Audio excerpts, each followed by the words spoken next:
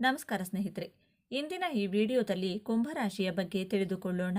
ಈ ಕುಂಭರಾಶಿಯಲ್ಲಿ ಜನಿಸಿದವರು ನೀವು ಸಾಮಾನ್ಯ ಮನುಷ್ಯರಾಗಿರುವುದಿಲ್ಲ. ನೀವು ಎಲ್ಲವನ್ನ ಅರಿತಿರುವಂತಹ ಮೇಧಾವಿಗಳು ಹಾಗೂ ತತ್ವಜ್ಞಾನಿಗಳು ಎಂದೇ ಹೇಳ್ಬೋದು. ಏಕೆಂದರೆ ಶನಿ ಮಹಾತ್ಮನು ಕುಂಭರಾಶಿಯ ಅಧಿಪತಿಯಾಗಿರುವುದರಿಂದ ನಿಮ್ಮಲ್ಲಿ ನ್ಯಾಯ, ನೀತಿ ಮತ್ತು ಧರ್ಮ ಎನ್ನುವುದು ನಿಮಗೆ ರಕ್ತಗತವಾಗಿ ಹುಟ್ಟಿನಿಂದಲೇ ಬಂದಿರುತ್ತದೆ. ಇಡೀ ಜಗತ್ತೇ ಒಂದು ದಾರಿಯಾದರೆ ನಿಮ್ಮ ದಾರಿಯೇ ಬೇರೆ. ನಿಮಗೆ ಹೊಸ ದಾರಿಯನ್ನ ಸೃಷ್ಟಿಸುವ ತಾಕತ್ತು ಮತ್ತು ಧೈರ್ಯ ಇರುವವರು. ನಿಮ್ಮ ಬುದ್ಧಿವಂತಿಕೆಗೆ ಬೇರೆ ಯಾರೂ ಸಹ ಸರಿಸಾಟಿಯೇ ಇಲ್ಲ. ನಿಮ್ಮಲ್ಲಿರುವಂತಹ ದೂರದೃಷ್ಟಿಯನ್ನ ಯಾರಿಂದಲೂ ಸಹ ಊಹಿಸಲು ಸಾಧ್ಯವೇ ಇಲ್ಲ. ಕುಂಭರಾಶಿಯವರು, ನೀವು ನಿಮ್ಮ ಮನಸ್ಸಿನಲ್ಲಿ ಒಂದಲ್ಲ ಒಂದು ಕೊರಗು ಇದ್ದೇ ಇರುತ್ತದೆ. ಜಗತ್ತಿನಲ್ಲಿರುವ ಎಲ್ಲ ಸಮಸ್ಯೆಗಳಿಗೆ ಪರಿಹಾರ ಹೇಳುವ ನೀವು ಸ್ವತಃ ನಿಮ್ಮ ಸ್ವಂತ ಜೀವನದ ಸಮಸ್ಯೆಗೆ ಪರಿಹಾರ ಕಂಡುಕೊಳ್ಳುವಲ್ಲಿ ವಿಫಲವಾದಂತೆ ಕೊರಗುವಿರಿ. ಇಡೀ ಊರಿಗೆ ನ್ಯಾಯ ನೀತಿ ಹೇಳುವ ನೀವು ನಿಮ್ಮ ಮನೆಯಲ್ಲಿರುವ ಸಮಸ್ಯೆಯನ್ನ ನಿಮ್ಮ ಮನಸ್ಸಿನಲ್ಲಿಟ್ಟುಕೊಂಡು ಸದಾ ಒಬ್ಬಂಟಿಯಾಗಿ ಯೋಚಿಸುವಿರಿ. ಇಡೀ ಜಗತ್ತಿಗೆ ಜ್ಞಾನದ ಭಂಡಾರವನ್ನ ಹಂಚುವ ನೀವು ನಿಮ್ಮ ಅಮೂಲ್ಯವಾದ ಸಮಯವನ್ನ ಚಿಂತೆಯಲ್ಲಿ ಕಳೆಯುತ್ತೀರಿ. ಹಾಗಾದ್ರೆ ಕುಂಭ ಎಂದರೇನು ಎಂದು ನೋಡೋದಾದ್ರೆ, ಕುಂಭ ಎಂದರೆ ಮಡಿಕೆ ಎನ್ನುವ ಅರ್ಥವನ್ನ ನೀಡುತ್ತದೆ. ಮಡಿಕೆಯಲ್ಲಿ ಇರುವ ನೀರಿನ ಹಾಗೆ ಎಲ್ಲರಿಗೂ ದಾಹ ತಣಿಸುವ ಶಕ್ತಿ ನಿಮ್ಮಲ್ಲಿ ಸಾಕಷ್ಟು ಪ್ರಮಾಣದಲ್ಲಿರುತ್ತದೆ. ಅಂದರೆ ದಯೆ, ಕರುಣೆ, ಅನುಕಂಪ, ಪ್ರೀತಿ, ಪ್ರೇಮ, ವಿಶ್ವಾಸ ಈ ಎಲ್ಲವನ್ನ ನಿಮ್ಮಲ್ಲಿ ಕಾಣಬಹುದು. ಆದರೆ ನೀವು ಕೆಲವೊಂದು ಸಮಯದಲ್ಲಿ ಆ ಕುಂಭ ಅಂದರೆ ಮಡಕೆ ಎಂದು ಖಾಲಿಯಾಗಿದೆ ಏನೋ ಎನ್ನುವ ಹಾಗೆ ಕೆಲವೊಮ್ಮೆ ತುಂಬ ಬೇಸರದಿಂದ ಇರುವಿರಿ. ಅದೆಷ್ಟೋ ಜನರಿಗೆ ಕಷ್ಟದ ಸಮಯದಲ್ಲಿ ಕೈ ಹಿಡಿದು ಬದುಕು ಕಟ್ಟಿಕೊಟ್ಟ ನೀವು ಇಂದು ತಮ್ಮ ಬದುಕಲ್ಲಿ ದಾರಿ ಕಾಣದೆ ಕತ್ತಲಲ್ಲಿ ನಿಲ್ಲುವ ಪರಿಸ್ಥಿತಿ ಯಾಕೆ ಬಂತು ಎಂದು ಯೋಚಿಸುತ್ತಾ ಚಿಂತೆಯಲ್ಲಿ ಮುಳುಗುವಿರಿ. ಹೌದು, ಆತ್ಮೀಯ ಕುಂಭ ರಾಶಿಯವರೇ, ನೀವು ಒಂದು ಕಟು ಸತ್ಯವನ್ನ ಒಪ್ಪಿಕೊಳ್ಳಲೇಬೇಕು. ಏಕೆಂದರೆ ತಮ್ಮ ಬದುಕಲ್ಲಿ ಪದೇ ಪದೇ ನೋವನ್ನ ಅನುಭವಿಸುತ್ತಿರುವ ನೀವು ನಿಮ್ಮ ಸೋಲಿಗೆ ಕಾರಣ ಏನು ಎಂದು ನೋಡೋದಾದ್ರೆ, ನಿಮ್ಮ ಸೋಲಿಗೆ ನಿಮ್ಮ ಶತ್ರುಗಳು ಅಲ್ಲವೇ ಅಲ್ಲ, ನಿಮ್ಮ ಗ್ರಹಚಾರವೂ ಅಲ್ಲ, ಬದಲಾಗಿ ನಿಮ್ಮಲ್ಲಿರುವ ಅತಿಯಾದ ಒಳ್ಳೆಯತನ ಹಾಗೂ ಮೊದಲು ನಿಮ್ಮನ್ನ ನೀವು ನಂಬದೇ ಇರುವುದು. ಅಂದರೆ ಕೆಲವೊಮ್ಮೆ ನಿಮ್ಮ ಮೇಲೆ ನಿಮಗೆ ನಂಬಿಕೆ ಇಲ್ಲದಿರುವುದು, ನಿಮ್ಮನ್ನ ನೀವೇ ಕಡೆಗಣಿಸಿಕೊಳ್ಳುವ ಆ ಒಂದು ವಿಚಿತ್ರ ಸ್ವಭಾವ ನಿಮ್ಮದಾಗಿರುತ್ತದೆ. ನಿಮ್ಮ ವ್ಯಕ್ತಿತ್ವದಲ್ಲಿರುವ ಆ ಒಂದು ಚಿಕ್ಕ ತಪ್ಪು ನಿಮ್ಮ ಇಡೀ ಜೀವನವನ್ನೇ ಅದಲು ಬದಲು ಮಾಡಿಬಿಡುತ್ತದೆ. ನೀವು ಗಳಿಸಿದ ಸಂಪಾದನೆಯನ್ನು ಕರಗಿ ಹೋಗುವಂತೆ ಮಾಡುತ್ತದೆ. ದಿನವಿಡೀ ನೀವು ಎಷ್ಟೇ ಕಷ್ಟಪಟ್ಟು ದುಡಿದರೂ ಆ ಹಣ ಕೊನೆಗೆ ನಿಮ್ಮ ಕೈಯಲ್ಲಿ ಉಳಿಯದೆ, ಮನಸ್ಸಿಗೆ ನೆಮ್ಮದಿ ಇಲ್ಲದೆ, ಬದುಕಲ್ಲಿ ಸುಖ ಕಾಣದೆ ನೆಮ್ಮದಿ ಕಳೆದುಕೊಳ್ಳುತ್ತೀರಿ. ಹಾಗಾದರೆ ಇದಕ್ಕೆಲ್ಲ ಕಾರಣವೇನು ಎಂದು ನೋಡೋದಾದರೆ, ಮೊದಲು ನಿಮ್ಮನ್ನು ನೀವು ಸರಿಯಾಗಿ ಅರ್ಥ ಮಾಡಿಕೊಳ್ಳುವಲ್ಲಿ ತುಂಬ ಎಡವಿದ್ದೀರಿ ಎಂದೇ ಹೇಳ್ಬೋದು. ಇಂದಿನ ಈ ವಿಡಿಯೋ, ಈ ಮಾಹಿತಿ ಕೇವಲ ರಾಶಿ ಭವಿಷ್ಯವಲ್ಲ, ಇದು ಕುಂಭ ರಾಶಿಯವರ ನಿಜ ಜೀವನದ ಕನ್ನಡಿ ಎಂದು ತಿಳಿಯಬೇಕು. ಈ ವಿಡಿಯೋವನ್ನು ಎಲ್ಲಿಯೂ ಸ್ಕಿಪ್ ಮಾಡದೆ ಕೊನೆವರೆಗೂ ನೋಡಿ. ಯಾಕೆಂದರೆ ಕುಂಭ ರಾಶಿಯವರು ನೀವು ಕಂಡುಕೊಳ್ಳುವ ಸತ್ಯತೆಯನ್ನು ತಿಳಿದು ನಿಮ್ಮ ಮುಂದಿನ ಜೀವನದಲ್ಲಿ ಹೇಗೆಲ್ಲ ಕಾಪಾಡಿಕೊಳ್ಳಬಹುದು, ಹಾಗೆಯೇ ನಿಮ್ಮ ಇಡೀ ಭವಿಷ್ಯವನ್ನೇ ಬದಲಾಯಿಸಿಕೊಳ್ಳಬಹುದು, ಸುಂದರ ಜೀವನ ನಿಮ್ಮದಾಗಿಸಿಕೊಳ್ಳಬಹುದು. ಹೌದು ಸ್ನೇಹಿತರೆ, ಕುಂಭ ರಾಶಿಯವರು ಆ ನಿಮ್ಮ ದೌರ್ಬಲ್ಯದ ಬಗ್ಗೆ ತಿಳಿದುಕೊಳ್ಳುವ ಮೊದಲು ಜಗತ್ತು ನಿಮ್ಮನ್ನ ಕಂಡು ಯಾಕೆ ಅಚ್ಚರಿ ಪಡುತ್ತದೆ, ನಿಮ್ಮ ನಿಜವಾದ ಶಕ್ತಿ ಏನು ಎಂಬುದನ್ನು ಮೊದಲು ನೀವು ತಿಳಿಯಬೇಕು. ಮೊದಲನೆಯದಾಗಿ, ಕುಂಭ ರಾಶಿಯವರು ನಿಮ್ಮ ಅತ್ಯಂತ ಹಾಗೂ ಅದ್ಭುತವಾದ ನಿಮ್ಮ ಬುದ್ಧಿಶಕ್ತಿಯಿಂದ ಬೇರೆಯವರ ಭವಿಷ್ಯವನ್ನ ನೇರವಾಗಿ ಹೇಳುವಿರಿ. ಬೇರೆಯವರು ಸಮಸ್ಯೆಗಳಲ್ಲಿ ಇದ್ದಲ್ಲಿ ಅದನ್ನು ನೀವು ನೋಡಿದರೆ ಸಾಕು, ಅವರಿಗೆ ಸಾಂತ್ವನ ಹೇಳಿ ಅವರ ಸಮಸ್ಯೆಯನ್ನ ಪರಿಹಾರ ಮಾಡಿಕೊಡುವಿರಿ. ಹಾಗಾಗಿ ನಿಮ್ಮದು ಮಾಸ್ಟರ್ ಮೈಂಡ್ ಎಂದೇ ಹೇಳಬಹುದು. ಎರಡನೆಯದಾಗಿ, ಕುಂಭರಾಶಿಯವರು ಮಾನವೀಯತೆ ಮತ್ತು ಮನುಷ್ಯತ್ವದ ಗುಣ ಹೊಂದಿರುವಿರಿ. ನಿಮ್ಮ ಸ್ನೇಹಿತರುಗಳು, ಸಂಬಂಧಿಕರು ಯಾರೊಬ್ಬರೇ ಆಗಿರಲಿ, ಅವರ ಜಾತಿ, ಧರ್ಮ, ಅಂತಸ್ತು ನೋಡದೆ ಅವರಿಗೆ ಸಹಾಯ ಮಾಡುವ ದೊಡ್ಡ ಗುಣ ನಿಮ್ಮಲ್ಲಿದೆ. ಆ ಸಹಾಯದ ಪ್ರತಿಫಲವಾಗಿ ನೀವು ಏನನ್ನೂ ನಿರೀಕ್ಷಿಸುವುದಿಲ್ಲ. ನಿಮ್ಮ ಶತ್ರುವೇ ಆಗಿರಲಿ, ಹಿತಶತ್ರುಗಳೇ ಆಗಿರಲಿ, ನಿಮ್ಮಲ್ಲಿ ಒಂದು ಸಹಾಯ ಕೇಳಿದರೆ ಇಲ್ಲ ಎನ್ನದೇ ಸಹಾಯ ಮಾಡುವ ಗುಣ ನಿಮ್ಮಲ್ಲಿರುತ್ತದೆ. ಮೂರನೆಯದಾಗಿ, ಕುಂಭ ರಾಶಿಯವರು ನಿಮ್ಮ ಸ್ನೇಹಿತರ ಗುಂಪು ತುಂಬ ದೊಡ್ಡದು. ಸ್ನೇಹಕ್ಕಾಗಿ ಪ್ರಾಣವನ್ನೇ ಕೊಡುವಂಥ ದೊಡ್ಡ ಗುಣ ಈ ಕುಂಭ ರಾಶಿಯವರದ್ದು. ನಿಮ್ಮನ್ನು ನಂಬಿದ ಸ್ನೇಹಿತರಿಗಾಗಿ ಎಂತಹದೇ ತ್ಯಾಗಕ್ಕೂ ಯಾವುದೇ ಸಮರಕ್ಕೂ ಸಿದ್ಧ ಎನ್ನುವ ರೀತಿಯಲ್ಲಿ ಸಿದ್ಧರಾಗುತ್ತೀರಿ. ನಿಮ್ಮನ್ನು ನಂಬಿದವರಿಗೆ ಎಂದೆಂದಿಗೂ ಹೃದಯಕ್ಕೆ ಘಾಸಿ ಮಾಡುವುದಿಲ್ಲ. ಸ್ನೇಹಿತರೆ, ಕೊಟ್ಟ ಮಾತನ್ನ ಚಾಚೂ ತಪ್ಪದೆ ನಡೆಸಿಕೊಡುವಿರಿ.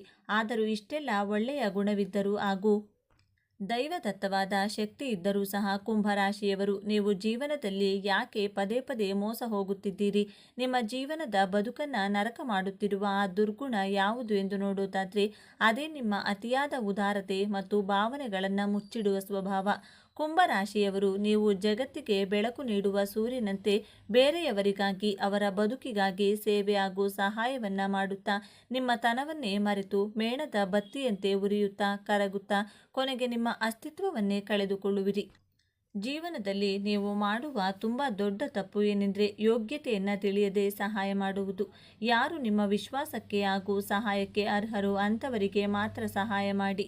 ಆದರೆ ನೀವು ಎಲ್ಲರಿಗೂ ಸಹಾಯ ಮಾಡುವ ಗುಣವನ್ನು ಮೊದಲು ನಿಲ್ಲಿಸಬೇಕು. ನಿಮ್ಮ ಸಹಾಯ ಪಡೆಯಲು ಯಾರು ಯೋಗ್ಯರೋ ಅಂಥವರಿಗೆ ಸಹಾಯ ಮಾಡಿದರೆ ಒಳ್ಳೆಯದು. ಸಿಕ್ಕವರಿಗೆಲ್ಲ ಸಹಾಯ ಮಾಡುವುದನ್ನು ಕಡಿಮೆ ಮಾಡಿಕೊಂಡ್ರೆ ನಿಮಗೆ ಒಳ್ಳೆಯದಾಗುತ್ತದೆ. ಕುಂಭರಾಶಿಯವರು ನಿಮ್ಮ ಬಳಿ ಯಾರಾದರೂ ಬಂದು ಒಂದು ಕಣ್ಣೀರಿನ ಕತೆ ಹೇಳಿದರೆ ಸಾಕು, ನೀವು ನಿಮ್ಮ ಮನಸ್ಸನ್ನು ಹತೋಟಿಯಲ್ಲಿಟ್ಟುಕೊಳ್ಳದೆ ನಿಮ್ಮ ಬುದ್ಧಿವಂತಿಕೆ ಎಲ್ಲವನ್ನ ಮರೆತು ಹಿಂದು ಮುಂದು ನೋಡದೆ ಅವರಿಗೆ ಸಹಾಯ ಮಾಡಬೇಕೆಂಬ ಮನಸ್ಸು ನಿಮ್ಮದಾಗುತ್ತದೆ. ನಿಮಗಾಗಿ ಇಟ್ಟುಕೊಂಡಂಥ ಹಣವನ್ನು ಸಹ ಕೊಟ್ಟು ಸಮಾಧಾನ ಮಾಡಿ ಕಳಿಸುವಿರಿ. ಜೊತೆಗೆ ನಿಮ್ಮ ಮನಸ್ಸಿನಲ್ಲಿರುವ ನೆಮ್ಮದಿಯನ್ನು ಅವರಿಗೆ ಧಾರೆ ಎರೆದು ಬಿಡುವಿರಿ. ಅವರು ನಿಮ್ಮನ್ನ ಬಳಸಿಕೊಳ್ಳುತ್ತಿದ್ದಾರೆಯೇ ಎಂದು ಸಹ ಯೋಚನೆಯನ್ನ ಮಾಡದೆ ಅವರು ಕಷ್ಟದಲ್ಲಿದ್ದಾರೆ ಹೋಗಲಿ ಬಿಡು ಪಾಪ ಎಂದು ಸಹಾಯ ಮಾಡಿ ಸುಮ್ಮನಿರುತ್ತೀರಿ. ಈ ನಿಮ್ಮ ಮುಗ್ಧತೆಯನ್ನ ಜನರು ನಿಮ್ಮ ದೌರ್ಬಲ್ಯ ಎಂದು ಭಾವಿಸುತ್ತಾರೆ. ನೀವು ನಿಮ್ಮ ಮನಸ್ಸಿನಲ್ಲಿ ಅಂದುಕೊಳ್ಳುತ್ತೀರಿ, ನಾನು ಒಳ್ಳೆಯದನ್ನು ಮಾಡಿದರೆ ಅವರೂ ಸಹ ನನಗೆ ಒಳ್ಳೆಯದನ್ನೇ ಬಯಸುತ್ತಾರೆಂದು ನೀವು ತಿಳಿದುಕೊಳ್ಳುತ್ತೀರಿ. ಆದರೆ ವಾಸ್ತವವೇ ಬೇರೆಯಾಗಿರುತ್ತದೆ.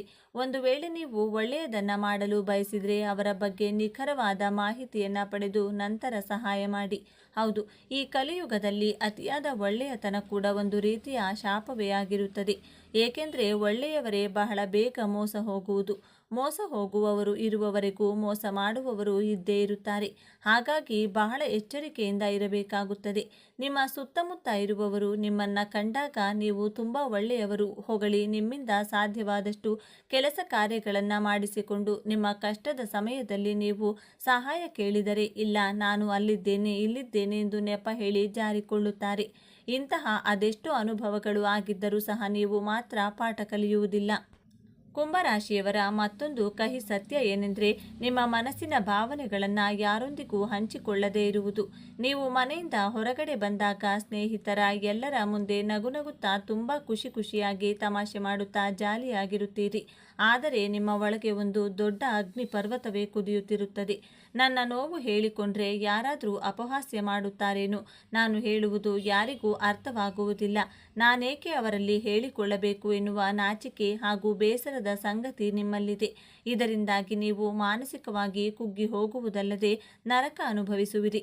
ಈ ನಿಮ್ಮ ಅತಿಯಾದ ಉದಾರತೆ ಹಾಗೂ ಒಳಮುಖಿ ಸ್ವಭಾವ ನಿಮ್ಮ ಜೀವನದ ಮೇಲೆ ತುಂಬ ಬಲವಾದ ಪರಿಣಾಮ ಬೀರುತ್ತಿರುವುದಲ್ಲದೆ ಮಾನಸಿಕವಾಗಿ ನೋಡಿಕೊಳ್ಳಬೇಕಾಗುತ್ತದೆ. ಕುಂಭರಾಶಿಯವರು ಮೊದಲನೆಯದಾಗಿ ನೀವು ಆರ್ಥಿಕ ಅಸ್ಥಿರತೆಯನ್ನು ಕಾಪಾಡಿಕೊಳ್ಳಬೇಕು. ಕುಂಭರಾಶಿಯವರು ನೀವು ಎಷ್ಟೇ ಕಷ್ಟಪಟ್ಟು ದುಡಿದರೂ ನಿಮ್ಮ ಕೈಯಲ್ಲಿ ಹಣ ನಿಲ್ಲುವುದಿಲ್ಲ, ನೀರಿನಂತೆ ಜಾರಿ ಹೋಗುತ್ತದೆ. ಕೈಯಿಂದ ಬಂದ ಮತ್ತು ತುತ್ತು ಜಾರಿಗೆ ಬರಲಿಲ್ಲ ಎನ್ನುವ ರೀತಿಯಲ್ಲಿ ಇರುತ್ತದೆ.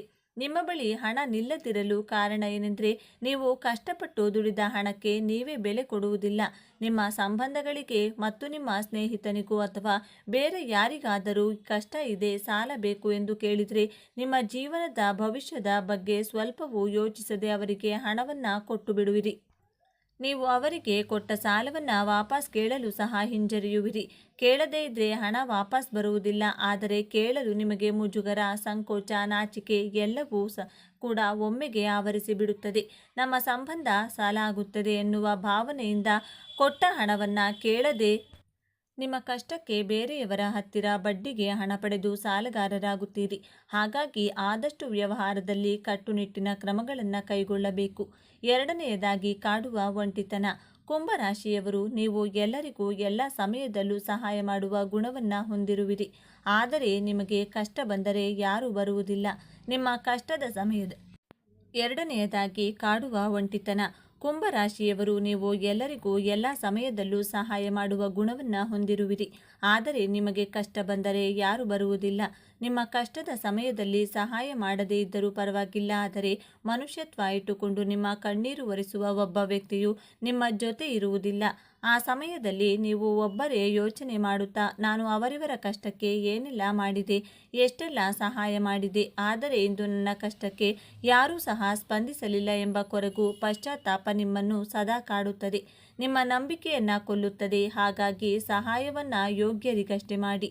ಮೂರನೆಯದಾಗಿ, ಕುಂಭರಾಶಿಯವರು ಸರಿಯಾದ ನಿರ್ಧಾರ ತೆಗೆದುಕೊಳ್ಳದೆ ಒದ್ದಾಡುವುದು. ಒಂದು ಒಳ್ಳೆಯ ನಿರ್ಧಾರವನ್ನು ತೆಗೆದುಕೊಳ್ಳುವಲ್ಲಿ ಅತಿಯಾದ ಗೊಂದಲ, ಅತಿಯಾಗಿ ಯೋಚಿಸುವುದು ನಿಮ್ಮ ನಿರ್ಧಾರ ಹೇಗಿರುತ್ತದೆ ಅಂದರೆ ಅಡ್ಡಗೋಡೆಯ ಮೇಲೆ ದೀಪ ಇಟ್ಟಂತೆ ಇರುತ್ತದೆ. ಈ ಒಂದು ಚಿಕ್ಕ ತಪ್ಪು ಕೈಗೆ ಬಂದ ತುತ್ತನ್ನು ಬಾಯಿಗೆ ಬರದಂತೆ ತಡೆಯುತ್ತದೆ. ಚಿಕ್ಕ ಚಿಕ್ಕ ವಿಷಯಕ್ಕೂ ಅತಿಯಾಗಿ ತಲೆಕೆಡಿಸಿಕೊಂಡು ನನ್ನಿಂದ ಆಗುತ್ತೋ ಇಲ್ಲವೋ, ಇದನ್ನು ಮಾಡೋದೇ ಬೇಡವೋ ಎನ್ನುವ ಆತಂಕ ಪಟ್ಟುಕೊಂಡು ಬಂದಂಥ ಅದ್ಭುತ ಅವಕಾಶವನ್ನು ಕೈಚೆಲ್ಲಿ ಕಳೆದುಕೊಳ್ಳುತ್ತೀರಿ. ಹಾಗಾಗಿ ಮೊದಲು ನಿಮ್ಮನ್ನು ನೀವು ಅರ್ಥ ಮಾಡಿಕೊಳ್ಳಿ. ನಿಮ್ಮಲ್ಲಿ ನಂಬಿಕೆ ಇಡಿ, ಧೈರ್ಯವನ್ನು ಕಳೆದುಕೊಳ್ಳಬೇಡಿ. ಕುಂಭರಾಶಿಯವರೇ, ನಾವು ಬದುಕುತ್ತಿರುವುದು ವಾಸ್ತವ ಪ್ರಪಂಚದಲ್ಲಿ, ಆದರ್ಶ ಪ್ರಪಂಚದಲ್ಲಿ ಅಲ್ಲ. ಇಲ್ಲಿ ಎಲ್ಲರೂ ನಮ್ಮವರಂತೆ ಕಂಡರೂ ಯಾರೂ ನಮ್ಮವರಲ್ಲ. ಇಲ್ಲಿ ಎಲ್ಲರೂ ನಿಮ್ಮಂತೆ ಶುದ್ಧ ಮನಸ್ಸಿನವರು ಸಿಗುವುದು ಬಹಳ ವಿರಳ. ಇಷ್ಟು ದಿನ ಜೀವನದಲ್ಲಿ ನಡೆದದ್ದು ಒಂದು ಕನಸೆಂದು ಭಾವಿಸಿ ಮುಂದಿನ ನಿಮ್ಮ ತ್ಯಾಗದ ಬದುಕನ್ನು ಸ್ವಲ್ಪ ಕಡಿಮೆ ಮಾಡಿಕೊಂಡು ಯೋಗ್ಯತೆ ಇರುವವರಿಗಷ್ಟೇ ಸಹಾಯ ಮಾಡುತ್ತಾ, ಹಣಕ್ಕಾಗಿ ನಿಮ್ಮ ಸ್ನೇಹವನ್ನು ಬಯಸುವವರಿಂದ ಆದಷ್ಟು ಅಂತಹ ವ್ಯಕ್ತಿಗಳಿಂದ ದೂರ ಉಳಿಯುತ್ತಾ, ನಿಮ್ಮ ಅಮೂಲ್ಯವಾದ ಸಮಯವನ್ನು ನಿಮ್ಮ ಮನೆಯವರಿಗಾಗಿ ಮೀಸಲಿಡಿ.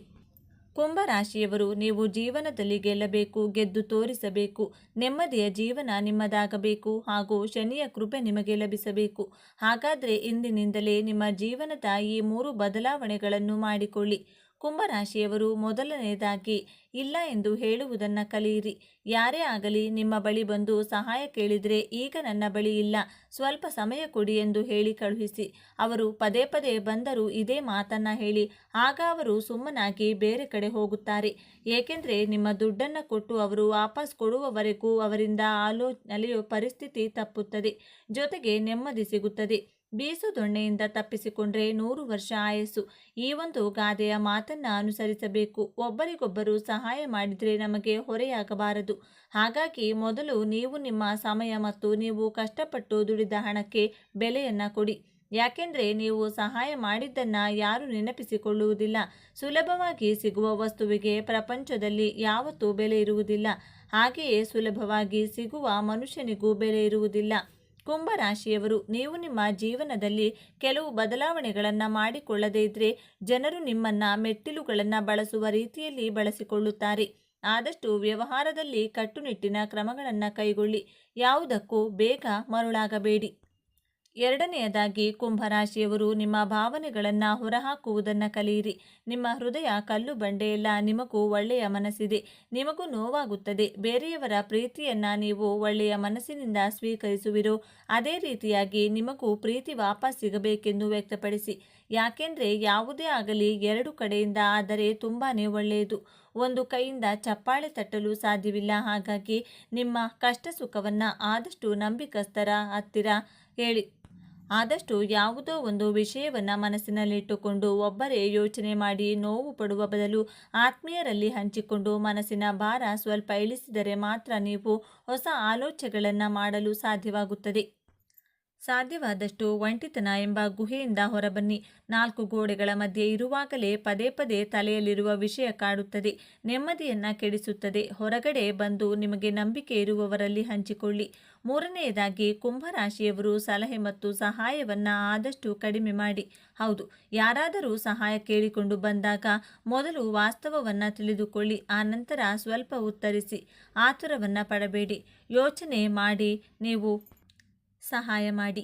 ಕೊನೆಗೆ ನಿಮ್ಮ ಕೈ ನೀವೇ ಸುಟ್ಟುಕೊಳ್ಳಬೇಡಿ. ಅವಸರವೇ ಅಪಘಾತಕ್ಕೆ ಕಾರಣ ಎನ್ನುವ ವಾಕ್ಯವನ್ನು ನೆನಪಿಟ್ಟುಕೊಳ್ಳಿ. ಕಟ್ಟುನಿಟ್ಟಿನ ವ್ಯವಹಾರಿಕವಾಗಿರಲಿ. ಆಧ್ಯಾತ್ಮಿಕವಾಗಿ ನೀವು ಎಷ್ಟೇ ಎತ್ತರದಲ್ಲಿರಬಹುದು, ಆದರೆ ಪ್ರಾಯೋಗಿಕ ಜೀವನದಲ್ಲಿ ಲೆಕ್ಕಾಚಾರ ತಪ್ಪುತ್ತದೆ. ಆದ್ದರಿಂದ ಮುನ್ನೆಚ್ಚರಿಕೆಯಿಂದ ಇರಲೇಬೇಕು. ನೀವು ಮಾಡಿದ ಕೆಲಸಕ್ಕೆ ಸರಿಯಾದ ಹಣವನ್ನು ಕೇಳಿ ಪಡೆಯುವಿರಿ. ನಿಮ್ಮ ಪ್ರತಿಭೆಗೆ ತಕ್ಕ ಪ್ರತಿಫಲವನ್ನು ಕೇಳಿ ಪಡೆಯಿರಿ.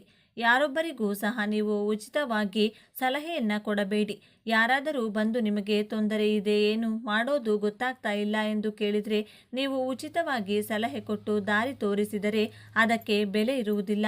ಜನಗಳೇ, ಸೇವೆ ಮಾಡುವುದನ್ನು ಆದಷ್ಟು ಕಡಿಮೆ ಮಾಡಿ. ಜನರಿಗೋಸ್ಕರ ಬದುಕಬೇಡಿ. ನಿಮ್ಮ ಬಳಿ ಹಣದ ಬಲ ಇರುವವರೆಗೂ ಮಾತ್ರ ಉಪಯೋಗಿಸಿಕೊಳ್ಳುತ್ತಾರೆ. ತದನಂತರ ನೀವ್ಯಾರೋ ನಮಗೆ ಗೊತ್ತಿಲ್ಲ ಅಂತ ಹೇಳ್ತಾರೆ. ಯಾವಾಗ ನೀವು ನಿಮ್ಮನ್ನು ಅರ್ಥ ಮಾಡಿಕೊಳ್ಳುತ್ತೀರೋ, ಯಾವಾಗ ನಿಮ್ಮ ತನಕ್ಕೆ ನೀವು ಬೆಲೆ ಕೊಡ್ತೀರೋ, ಯಾವಾಗ ನಿಮ್ಮ ಅಮೂಲ್ಯವಾದ ಜೀವನವನ್ನು ರೂಪಿಸಿಕೊಳ್ತೀರೋ, ಈಗ ಜಗತ್ತೇ ನಿಮಗೆ ತಲುಪುತ್ತದೆ. ಕುಂಭರಾಶಿಯವರು ಆದಷ್ಟು ಜಾಗ್ರತೆಯಿಂದ ಎಚ್ಚರಿಕೆಯಿಂದ ಇರಬೇಕು. ಯಾಕೆಂದರೆ ಕುಂಭ ಎಂದರೆ ಮಡಕೆ. ಮಡಕೆ ಒಡೆದರೆ ಅದರಲ್ಲಿರುವ ನೀರು ಕ್ರಮೇಣವಾಗಿ ಖಾಲಿಯಾಗುತ್ತದೆ. ಅದೇ ರೀತಿಯಾಗಿ ನಿಮ್ಮ ಮನಸ್ಸು ಒಡೆದರೆ ನಿಮ್ಮಲ್ಲಿರುವ ಜ್ಞಾನ ವ್ಯರ್ಥವಾಗುತ್ತದೆ. ಅಂದರೆ ಸಮಯಕ್ಕೆ ಅನುಗುಣವಾಗಿ ಮನಸ್ಸಿನಲ್ಲಿ ಏನನ್ನು ಇಟ್ಟುಕೊಳ್ಳದೆ ಇರುವ ಸತ್ಯವನ್ನು ಹೇಳಿಬಿಡುವಿರಿ.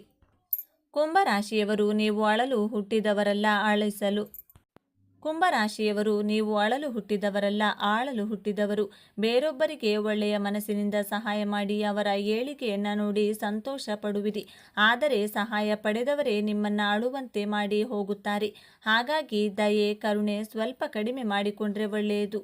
ಶನಿ ಮಹಾತ್ಮರ ಶಿಸ್ತು ಮತ್ತು ಸಮಯ. ಕುಂಭರಾಶಿಯವರು ಸ್ವಾಮಿಯ ಸತ್ಯವನ್ನು ಫಲಿಸಿದರೆ ನಿಮ್ಮನ್ನು ಸೋಲಿಸುವವರು ಈ ಬ್ರಹ್ಮಾಂಡದಲ್ಲೇ ಯಾರೂ ಇಲ್ಲ.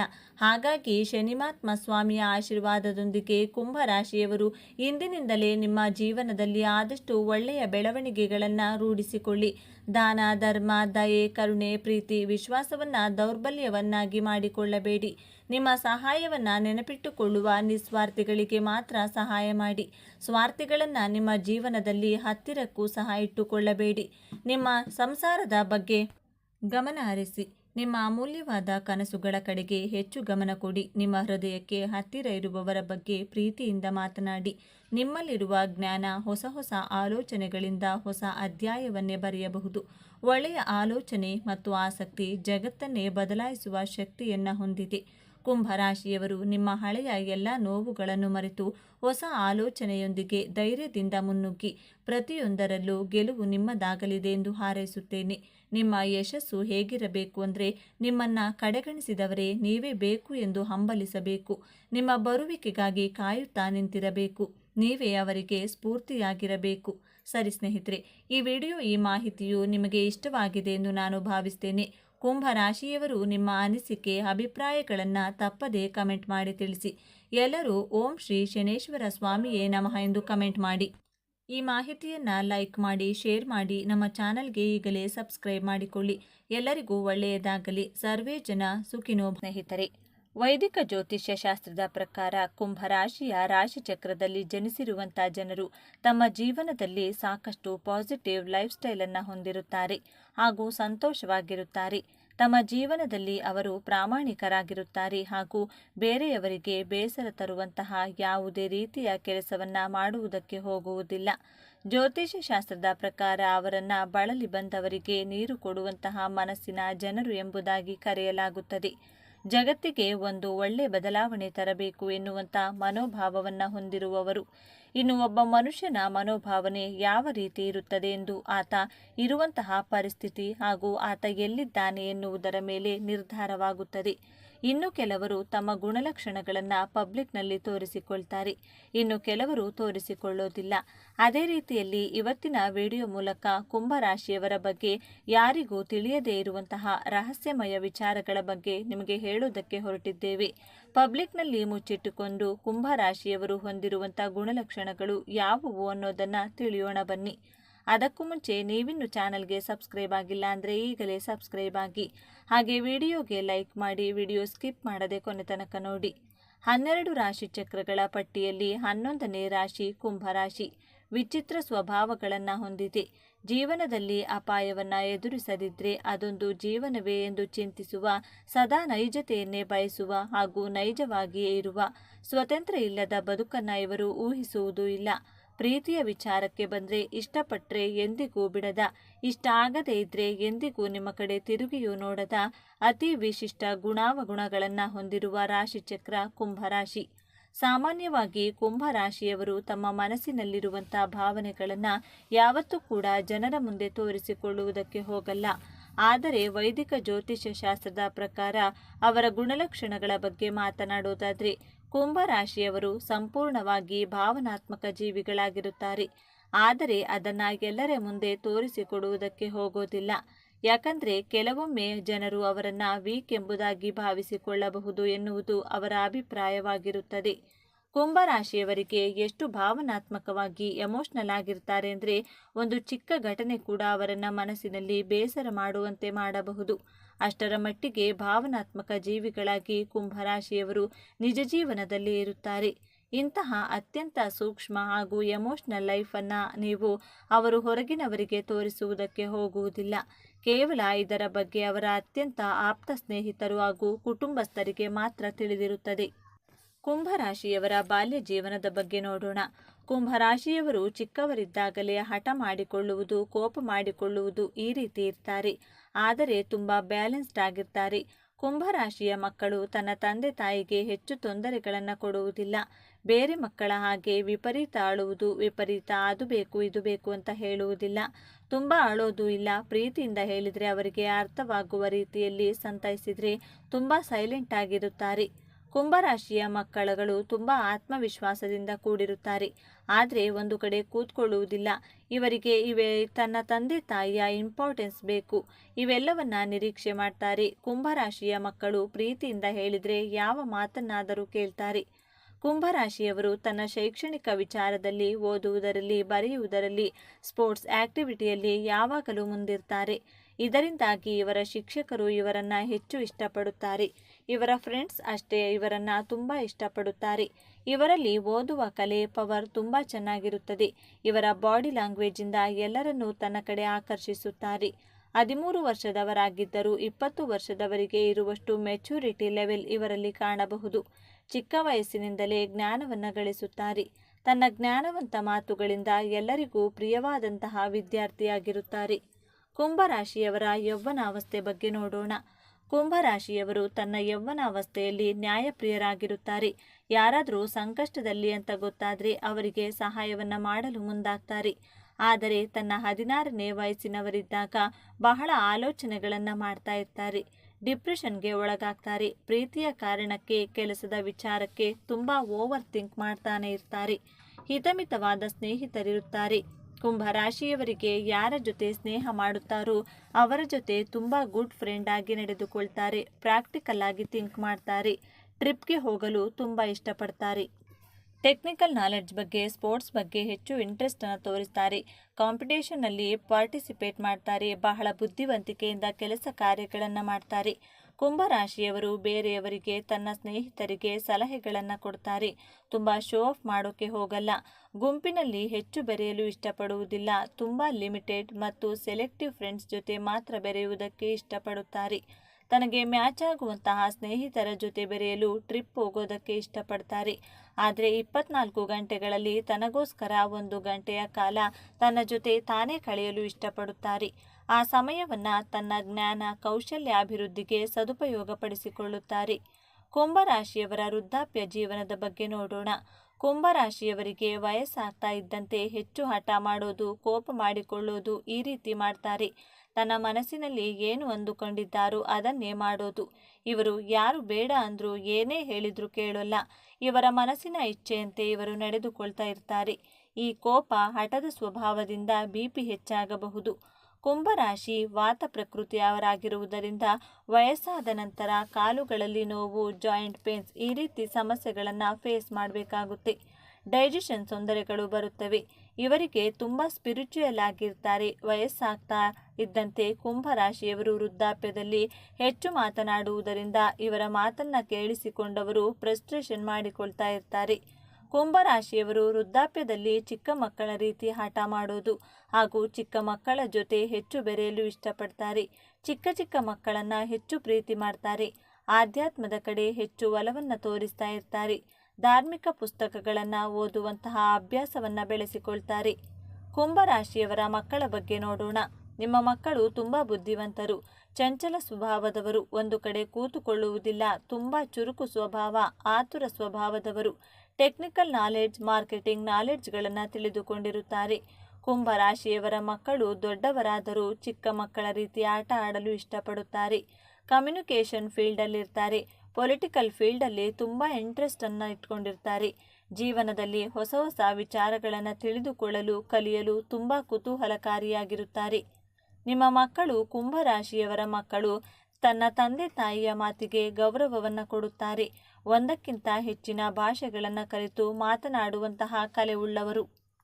ಕುಂಭರಾಶಿಯವರ ಜೀವನ ಸಂಗಾತಿಯ ಗುಣಗಳ ಬಗ್ಗೆ ನೋಡೋಣ. ಕುಂಭರಾಶಿಯವರಿಗೆ 7ನೇ ಭಾವದಲ್ಲಿ ಸಿಂಹರಾಶಿ ಬರುತ್ತದೆ. ನಿಮ್ಮ ಜೀವನ ಸಂಗಾತಿಯ ವಿಲ್ ಪವರ್ ಎಕ್ಸಲೆಂಟ್ ಆಗಿರುತ್ತದೆ. ತುಂಬ ಕಾನ್ಫಿಡೆಂಟ್ ಆಗಿರ್ತಾರೆ. ತನ್ನ ಮನಸ್ಸಿಗೆ ಅನ್ನಿಸಿದ ಹಾಗೆ ನಡೆದುಕೊಳ್ತಾರೆ ಇರ್ತಾರೆ. ಲೀಡರ್ಶಿಪ್ ಕ್ವಾಲಿಟೀಸ್ ಕಾಣಬಹುದು. ನಿಮ್ಮ ಜೀವನ ಸಂಗಾತಿ ನಿಮ್ಮಿಂದ ಹೆಚ್ಚು ಗೌರವವನ್ನು ಮಾತ್ರ ನಿರೀಕ್ಷೆ ಮಾಡ್ತಾರೆ. ನೀವು ಅವರಿಗೆ ಗೌರವ ಕೊಟ್ಟು ಮಾತನಾಡಿಸಬೇಕು. ಅವರಿಗೆ ಡಾಮಿನೇಟ್ ಮಾಡಿದರೆ ಇಷ್ಟವಾಗುವುದಿಲ್ಲ. ಅದಕ್ಕೆ ನೀವು ನಿಮ್ಮ ಜೀವನ ಸಂಗಾತಿಗೆ ಡಾಮಿನೇಷನ್ ಮಾಡೋದಕ್ಕೆ ಹೋಗಬೇಡಿ. ಇನ್ ಕೇಸ್ ನೀವು ಅವರ ಮೇಲೆ ಡಾಮಿನೇಷನ್ ಮಾಡಿದರೆ ನಿಮ್ಮ ವಿರುದ್ಧ ತಿರುಗಿ ಬೀಳುವಂತಹ ಸಾಧ್ಯತೆಗಳು ಹೆಚ್ಚಾಗಿದೆ. ಆದರೆ ನಿಮ್ಮ ಜೀವನ ಸಂಗಾತಿ ಕೋಪಿಸಿಕೊಂಡು ಮನಸ್ಸಿನಿಂದ ತುಂಬ ಒಳ್ಳೆಯವರಾಗಿರುತ್ತಾರೆ. ವೇ ಆಫ್ ಟಾಕಿಂಗ್ ಚೆನ್ನಾಗಿರುತ್ತದೆ. ಕುಂಭರಾಶಿಯವರ ಜೀವನದಲ್ಲಿ ಗೋಲ್ಡನ್ ಟೈಮ್ ಪ್ರಾರಂಭವಾಗುವುದು 35 ವರ್ಷದ ನಂತರ. 37-38ನೇ ವಯಸ್ಸಿನ ಒಳಗೆ ನೀವು professionally financially growth and success ಅನ್ನು ನೋಡ್ತೀರಾ. 37ನೇ ವಯಸ್ಸಿನ ನಂತರ ನೀವು ನಿಮ್ಮ ಜೀವನದಲ್ಲಿ ಎಂದಿಗೂ ಹಿಂದೆ ತಿರುಗಿ ನೋಡುವಂತಹ ಸಾಧ್ಯತೆಗಳೇ ಇರುವುದಿಲ್ಲ. ನಿಮ್ಮ ಗುರಿ ಉದ್ದೇಶದ ಕಡೆ ಮಾತ್ರ ನಿಮ್ಮ ಗಮನವನ್ನು ಕೊಡ್ತಾ ಇರ್ತೀರಾ. ಬೆಟ್ಟವನ್ನು ಹತ್ತುವ ಮೊದಲು ಅಸಾಧ್ಯ ಕೆಲಸ ಅನ್ನಿಸುತ್ತದೆ. ಏರಿದ ಮೇಲೆ ಅದು ನಮ್ಮ ಕಾಲ ಕೆಳಗೆ ಇರುತ್ತದೆ. ಅಸಾಧ್ಯವಾದದ್ದನ್ನು ಯಾವುದೂ ಇಲ್ಲ. ಪರಿಶ್ರಮ ಪ್ರಯತ್ನ ಮಾಡಬೇಕು ಅಷ್ಟೇ. ಈ ವಿಚಾರಗಳು ನಿಮಗೆ ಇಷ್ಟ ಆಗಿದೆ ಅಂತ ಭಾವಿಸ್ತಾ ಇದ್ದೇನೆ. ಇಷ್ಟ ಆಗಿದ್ರೆ ನಮ್ಮ ಚಾನಲ್ನ ತಪ್ಪದೇ ಸಬ್ಸ್ಕ್ರೈಬ್ ಮಾಡಿಕೊಳ್ಳಿ. ಈ ವಿಡಿಯೋಗೆ ಒಂದು ಲೈಕ್ ಕೊಡೋದನ್ನು ಮರಿಬೇಡಿ. ಈ ವಿಡಿಯೋವನ್ನು ನಿಮ್ಮ ಫ್ರೆಂಡ್ಸ್ ಆ್ಯಂಡ್ ಫ್ಯಾಮಿಲಿ ಗ್ರೂಪಲ್ಲಿ ಅತಿ ಹೆಚ್ಚು ಶೇರ್ ಮಾಡಿ. ಎಲ್ಲರೂ ಭಕ್ತಿಯಿಂದ ಓಂ ಶ್ರೀ ಶನೇಶ್ವರ ನಮಃ ಅಂತ ಕಮೆಂಟ್ ಮಾಡಿ. ಧನ್ಯವಾದಗಳು.